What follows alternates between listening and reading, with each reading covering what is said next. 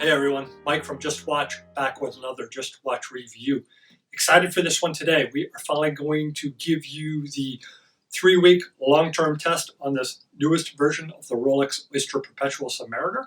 This is reference number 114060. This is the newest version with the maxi case, maxi dial, Cerachrome bezel, slide lock bracelet clasp, all the bells and whistles, classic Oyster bracelet, of course, all the bells and whistles that you come to expect from Rolex. Wanted to give you guys the full info on this one after wearing it for 3 weeks, let you know my thoughts, how well it performed, etc., etc., etc. Also, wrist check today. The love affair continues with the Tudor Black Bay Black. Just absolutely adore this watch. I love the classic retro style, and it's still keeping just incredible time, still within 2 seconds per week. That's not per day, that's per week. So incredible performance out of this Tudor. This is one of the watches with the in-house movement, so be aware of that if you're shopping for that and hoping to get a watch with similar performance. Definitely look for their newer version. I think it's a much more robust movement than what you got with the ETA movement that they had previous in the first gen of the Black Bays. So definitely look for that. Check out my channel. We did the full review on the Tudor Black Bay Black just recently, so it'll be easy to find. Just go through my videos and you'll see it right there towards the top of the newest videos. So anyways, let's switch angles, give you a closer look at this Rolex Submariner, and we will go from there. All right, everyone, thanks. Okay, so here we are under the lights at last with the Rolex Submariner 114060. This model is the newest iteration of Submariner, introduced in 2012. It replaced the 14060 with the two big differences being the Cerachrome bezel insert and your glide lock bracelet clasp. I'll give you guys a good look at this bracelet clasp in a second, as it's definitely one of my favorite things about the watch. And I feel like a lot of reviews that I have seen have not really shown you that bracelet clasp as much as they should. I think it's a really nice feature. It's something that I have used quite a bit right out of the gate. Let's run you through the dimensions of this watch to begin. So we have a 40 millimeter diameter, so classic Rolex Submariner dimensions. That's from outside to outside, going from 9 to 3, excluding the crown and crown guards. 47 millimeter from tip to tip, and 13 millimeter thickness. So as far as dimension goes and balance on the wrist, I think it's about perfect dimension and balance on the wrist. Not too big, not too small. Pretty much anybody can wear this watch without a problem. And it's not really going to look too small or too big on anybody, except for people, who are on the extremes at either end. And even then, it's still going to look great on the wrist. It's also going to wear great, no matter how much bracelet or how little bracelet you have, or even on a strap. I haven't tried putting this on a strap yet, just because I love this Oyster bracelet so much. So I don't know that I will do that or not, but we shall see. Of course, this being a Rolex, the newest iteration of Rolex Submariner, it is 300 meter or 1,000 feet water resistant. It features a monoblock middle case with screw down case back, and give you a look at the case back there. Of course, classic Rolex case back featuring nothing but brushed finish, no signing. The only tool marks you see are for the Rolex tool for removing the case back. Rolex likes to leave that center open for customer engraving, as these watches are so often given as heirlooms or gifts marking significant anniversaries or events. I know personally I used to sell Rolex at an AD, and I'd say probably 30% of the watches that were purchased wound up being engraved, because they were being purchased for a gift. Of course, the Submariner, being a stainless Rolex, is made out of what Rolex now calls oyster steel. It is a 904L series stainless steel. Rolex chooses this metal for a couple of reasons. First off, it is very durable and corrosion resistant. Second off, it takes a wonderful finish. You can see the execution of that brushed finish there. See if we can get a better focus and a little bit zoom. Yeah, so the execution of this brushed finish from Rolex, you can see just how nicely everything matches. It's just flawless. You have the beveled edge, which delineates your brushed finish from your polished case sides. And you can see that that beveled edge runs from tip of lug to tip of lug. And you can see just that wonderful mirror-like case side finish. Of course, you have that on both sides. And that gives you a good look also while we're here at the machine marks on the bezel for gripping and also at your triple lock oyster crown.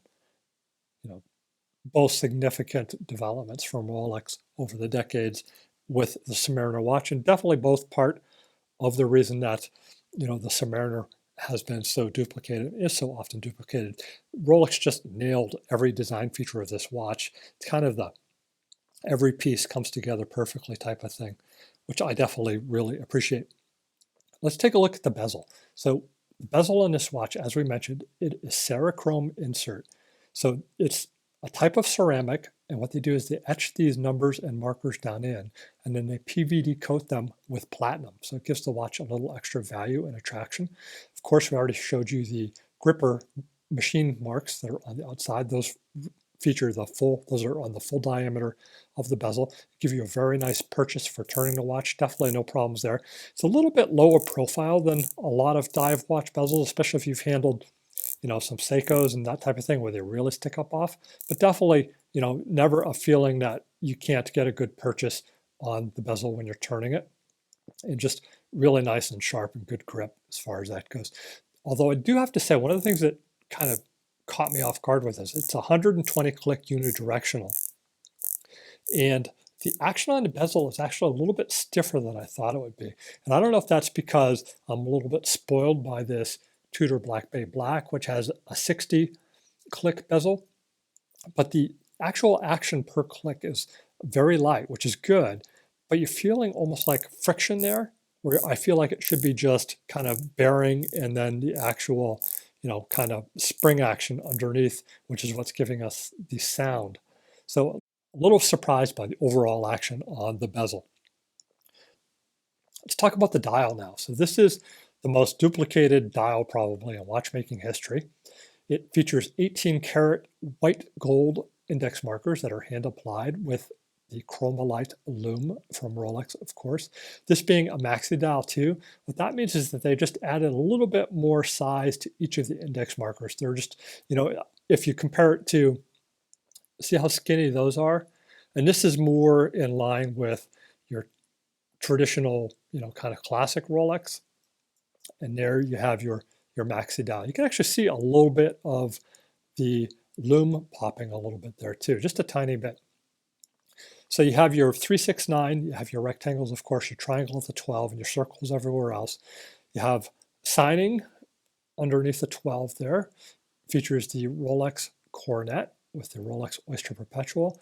And then below at the 6 o'clock, you have 4 lines of text: Submariner, 1,000 feet, 300 meter, superlative chronometer, officially certified.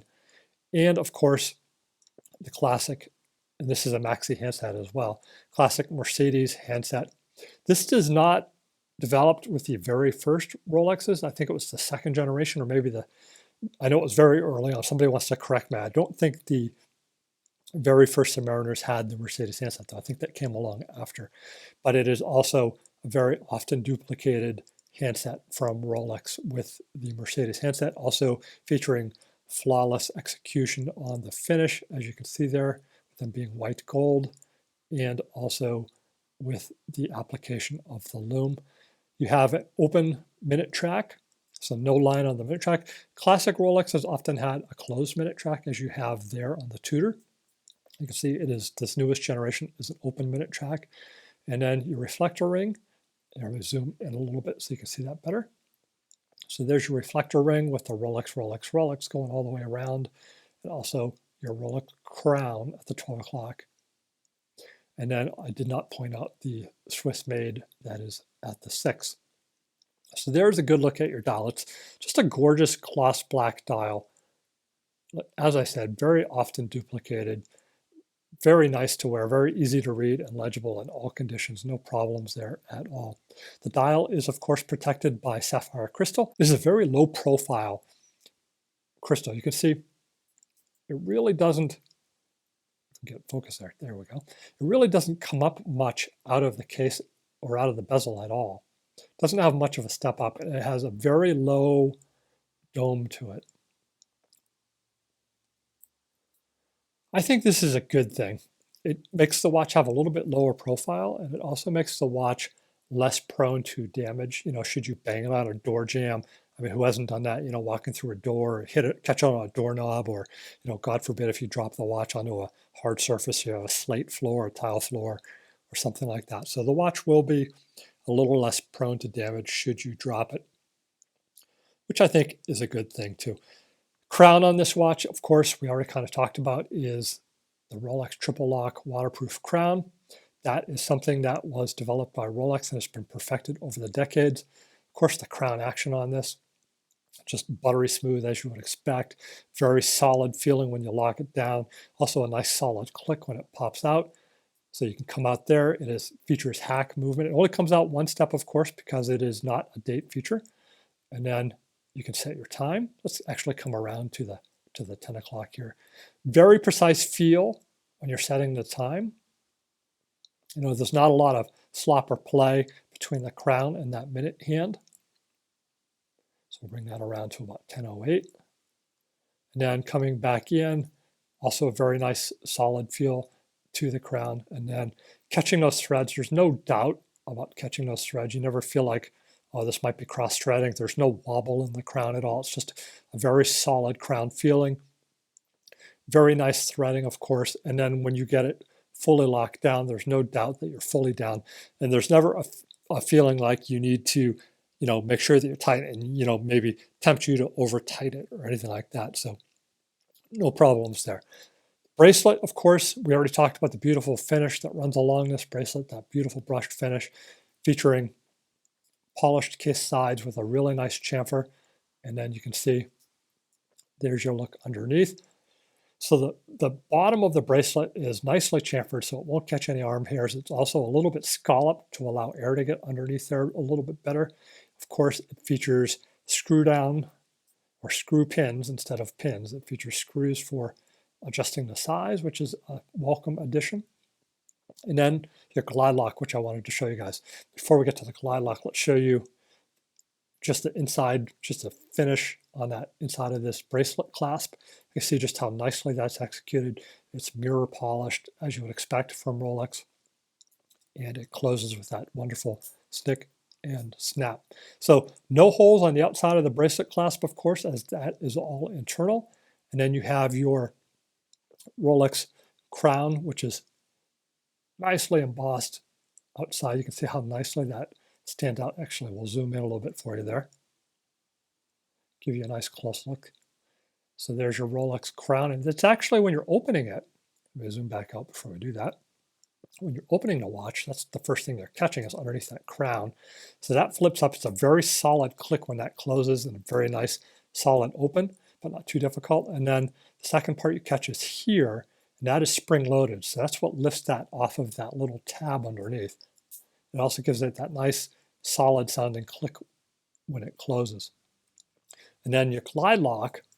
So each one of those markers that you can see there is one of the positions you can adjust. So you have 5 millimeters total that you can adjust. You can see some of the marks too on a bracelet.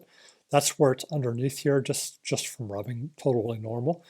So when you're adjusting this, so I have it set, if you look underneath, it's as far in as you can get, which means I have 5 millimeters that I can grow this out. So if I'm wearing it over a wetsuit or what have you, I can pull it out to the stops. So to adjust that out, what you do is you pop that like that, and then it slides. So I can come out all the way out, so you can see there. So I'm 5 millimeters out, or actually maybe even more than that. Or I can pop it again. I can move it just in. I can move it in just one at a time, catch it, close it. Now, sometimes you catch it kind of in between positions. If that happens, what it'll do, see if I can get it to do it, is it won't fully, see how that's not fully closed? Kind of has that garage door there, like the Seiko SAR bracelet. If you guys have caught that on my review before. So when it's not in a correct closed position, it won't lay flat as you have there. So what I find myself doing is, I'm typically in all the way, but sometimes you come outside and you want to come out one position. So you just come out that couple of millimeters and boom, you're perfect if your wrist has swollen up just a little bit from hitting the heat or what have you. So just wonderful execution all around on this Rolex Oyster bracelet. and also on your solid end links, which I did not point out, and I should have.